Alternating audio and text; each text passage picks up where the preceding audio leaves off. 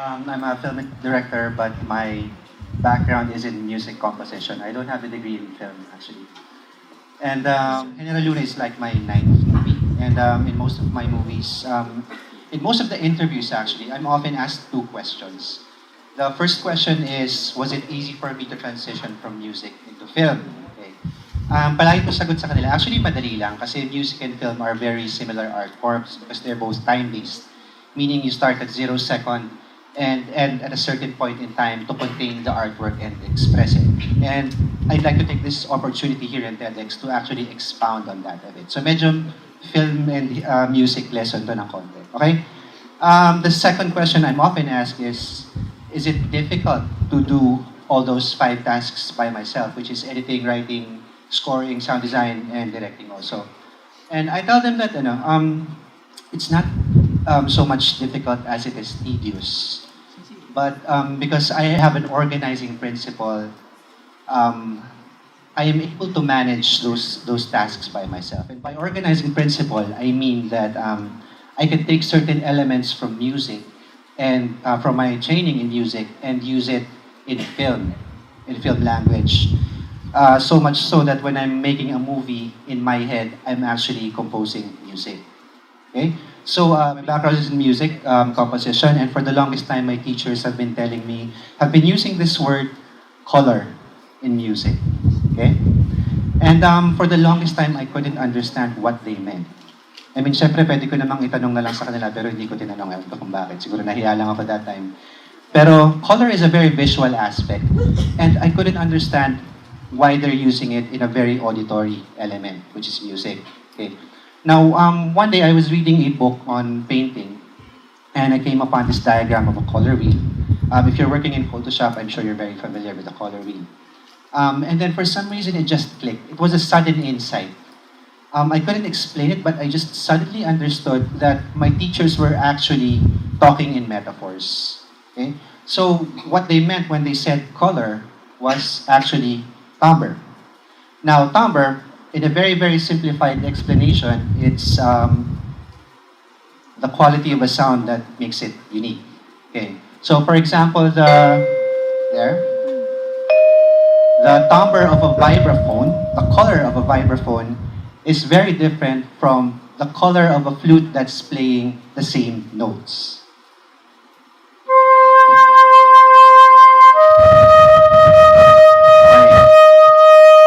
Now, if you can take all of that arbitrary applying of colors to musical instruments and apply it to an orchestral piece.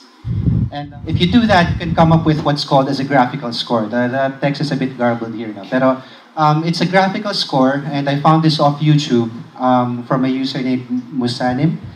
And it's a graphical score of a computer performance of Igor Stravinsky's The Rites of Spring, which is one of my all-time favorite orchestral pieces ever. Okay? So color in music, and you get this.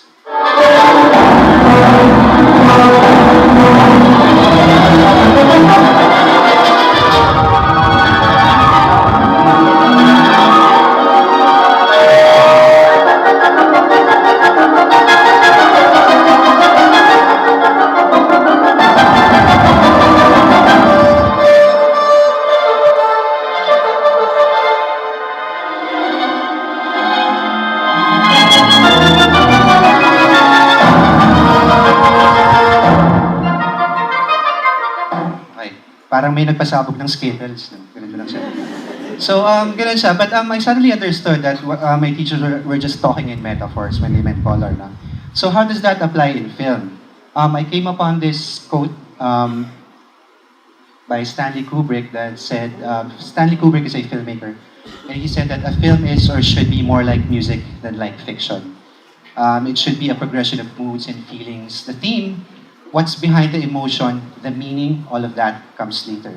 Meaning, you can plot the progression of emotions in a film in the same way that you can plot the progressions of emotions in a piece of music. Okay? But, and yun yung naging inspiration ko. But this is not very scientific. There's no one-to-one correlation between a musical element and a cinematic element. But they're both very, very similar. So you can take plenty of inspiration from music. So I'm going to give a few examples of it. Mga musical elements that we can use as inspiration for film. We start with the story. Okay. In a typical story, in a script, you divide it into three acts. This is the most common structure, the three-act structure. Namely, the setup, the the confrontation, and the resolution. In other words, the setup is the exposition where you introduce your hero, and then at some point the hero makes a decision or something happens to him or her that causes conflict in the story. And that's where the confrontation part comes in. And then you tie everything up in the resolution section. Okay. The funny thing is in music, the three-act structure also exists in the form of the sonata structure. The most famous composer to use the sonata form is Wolfgang Amadeus Mozart. Marami siyang mga sonata. And the sonata form is also divided into three movements. So that's exposition, development, and recapitulation. Okay, it's the same thing. In exposition, you introduce your musical idea, and then you play around with it in the development, and you tie everything together once you reach recapitulation. So naging malinaw sa akin yun kung paano ako mag-manipulate ng kwento and ng music. Okay, now another musical form is the fugue. I'm going to define this to you in a way that will cause headaches from my music teachers because this is an oversimplification. Fugue is basically you introduce a melodic subject in a high voice, and then in a middle voice, and then in a lower voice, and then you play around with the subject until the music ends. Basically, ganun siya. Okay? It's oversimplified, pero you'll get what I mean. Okay? So this is an example of a melodic subject of a fugue.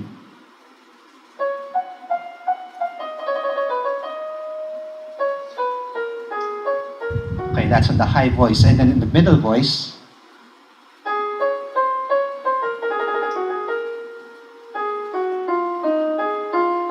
and finally in the lower voice.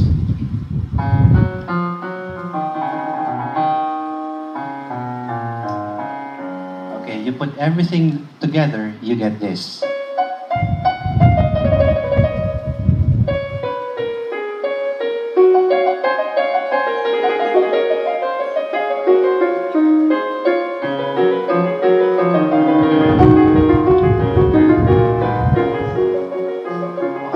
So, ganun siya. Now, in music analysis, you can actually plot out the structure of a fugue using a Gantt chart. And it kind of looks like this. Okay. Now, you don't need to understand everything. Just look at the pink boxes. It indicates where the subject comes in. So, on the upper voice, yan. And then the middle voice, and then the lower voice. Yan, okay. Now, in 2010, I made a film called Senior Year, and one of my actors is actually here. I made a film called Senior Year, and it's about 10 high school students, and it's about 4 months before they graduate. It's about their lives. And I needed to figure out a way how to introduce the characters, all 10 of them, and find a way to make sure that the emotions are plotted out in a more or less balanced way. So I took inspiration from The Few, and from how they plot it out using a Gantt chart. And it looks like this, okay? So yun yung 10 characters. And then yung mga entrances nila, ganyan. When I apply it to the entire movie, it looks like that. Okay. That's my actual Gantt chart for Senior Year. Okay? So the darker the colors, the more intense the emotions. So I could already plot out for the entire movie how the audience is supposed to feel based on this Gantt chart. Okay? So yun. It's kind of, medyo technical siya, pero it's very, very useful for me. Since, yun nga, music is my background. Another musical idea, the motif. This is very simple. Motif is just a fragment of a melody. Say 2 or 3 notes, ganun siya. So if we go back to our original subject ng fugue,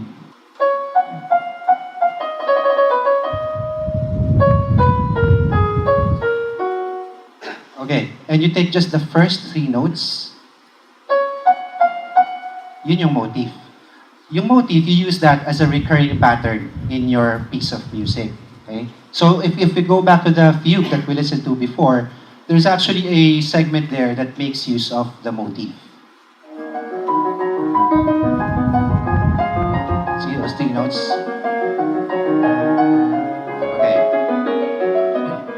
Now, in dialogue, in film dialogue, you can actually make use of motif. There's a TV series called The Wire, and then one of the earlier episodes featured two police officers investigating a crime scene. The scene was 5 minutes long, but the whole dialogue was composed entirely of the F word. They said nothing but the F word in different variations. So for 5 minutes, they were investigating the scene, and one guy would say the F word in an angry tone, the other guy would say the F word in a bewildered tone, and then iba-ibang variation siya, basta paulit-ulit, and it was very hilarious. Okay? So ganun siya, it's motif to my ears from my musical training. And another film is Reservoir Dogs by Quentin Tarantino. The opening scene featured 8 men talking about Madonna's song Like a Virgin. Except there was this one old guy there who kept interrupting the conversation by saying, Toby, Toby, Toby Chu, Toby, Toby One. That's what he kept saying, and it was funny, but it kept recurring all throughout that conversation. It was a very, very long scene. But once again, it's an example for me of motif in dialogue. Okay? So we can also apply that to the visual aspect. In Sanadati, 2013, I made a film called Sanadati, and we made use of visual motifs, a lot of motifs actually. And one of them is what we call the two-shot face-to-face profile. Okay. Now this is a silhouette of Lovey Poe and Benjamin Alves embracing each other because they're soulmates, true love sila. But we also used that same two-shot profile face-to-face when it came to Paolo Avellino and Lovey Poe. But this time, Paolo Avellino is in the background and he's out of focus because the relationship between the two is kind of vague. Okay? And then we came back to that, we went back to that two-shot profile with Lovey Poe and TJ Trinidad. But this time, they're standing at a distance kasi Lovey Poe is not sure if she loves TJ Trinidad. Okay? But it's the same thing. It's a visual motif for all three characters. Okay? So, yun. There are many other musical aspects that you can use in film.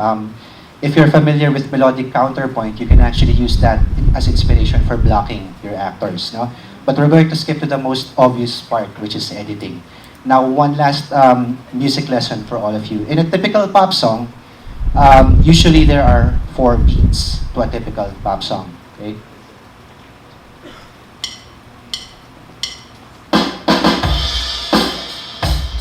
Guys, 1, 2, 3, 4. 1, 2, 3, 4. Okay? So yung 1, that's what you call the downbeat. Okay? Paulit-ulit lang yan. 1 is the downbeat. 2 and 4 are usually called the upbeat. Okay? Pero 1 is the downbeat. And one trick that editors love to use when they're editing their movies is to put a change of shot on the downbeat.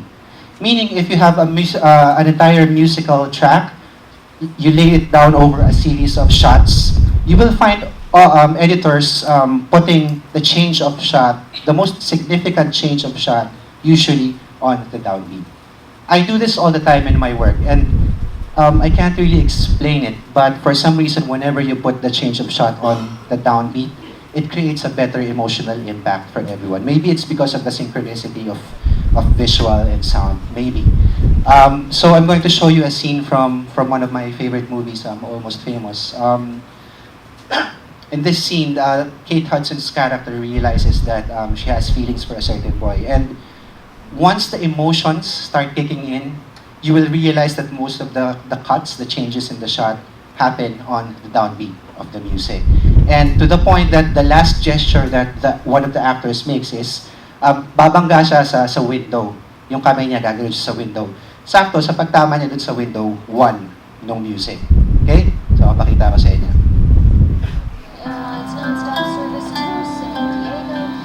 And then there's a part here where Kate Hudson realizes that she has feelings, and then there's a new guitar sound that will come in also on the downbeat. So this is how you count. 1, 2, 3, 4. 1, 2, 3, 4.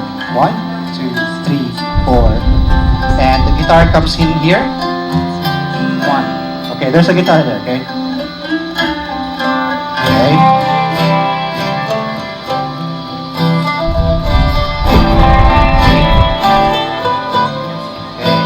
lang. 2, 3, 4. 2, 3, 4. 2. Okay, here we go. 1, 2, 3, 4. Change. Okay, extend lang muna. Tama. 2, 3, 4. Change. 1, 2, 3, 4. Change. And 1, 2, 3, and window. See? That's how you time your edit. Okay. So, whenever people ask me, was it easy for me to transition from music to film? I tell them it's very easy because music is film, and film is music to me. So much so that when I was plotting out the structure for General Luna, it looked like this. It's a musical staff with all the notes corresponding to a scene. So I could plot out whenever the scene is, the emotions are getting heightened or lowered. So ganun siya calculated. So how does this all apply to all of you? Okay. So it may be possible to take inspiration from outside your field and use it to innovate in your line of work. The possibilities are endless. For example, you have biomimetics where you take inspiration from systems in nature to solve human problems, which is exactly where the invention of Velcro and some display systems came from because they took inspiration from plants and animals. And then there's a composer named Olivier Messiaen, and what he did was take inspiration from the music of the sounds of birds and the songs they create to make orchestral music. And of course, there are countless examples of architects who take inspiration from natural landscapes to create their own buildings, di ba? So, I invite you all to maybe open your senses, let the world inspire you, be a bit of a poet, and find your own metaphors. Thank you very much.